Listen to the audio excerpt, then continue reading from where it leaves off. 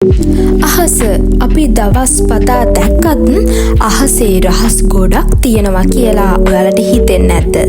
අහස කියන්නේ මං වගේ අයට හිත පිනවන තැනක්.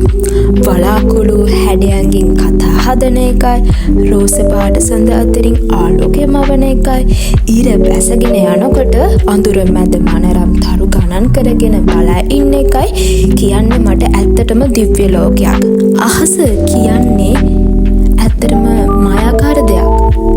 අහසත් නිකන් අපි වගේ වෙලාවෙන් වෙලාවට මූඩ් වෙනස් කර ගන්නවා. හැබැයි මම මේ හැම මූඩ් එකකටම කැමති.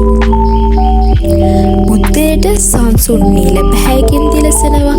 දවල් වෙනකොට වලාකුළු අතරින් මවතයක් වගේ අපි දිහා බලාගෙන ඉන්නවා. හවසට එක රඟපෑමක් වගේ රතු රෝස කහ පැහැවලින් හැඩවෙනවා. ඒත් රෑට අහස නිකන් නිවන් ගිහින් වගේ තරු ටික ඇදිලා සඳහේ අතරින් නවතිනවා.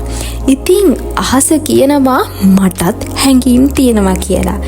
ඒ නිසා මම අහස එක්ක ජීවත් වෙන්න ආසයි. අහස කවදාවත් මාව තනි කළේ නැහැ. මාත් එක්කම හැම වෙලාවෙම හිටියා. අහසට මම හරි ආදරෙයි.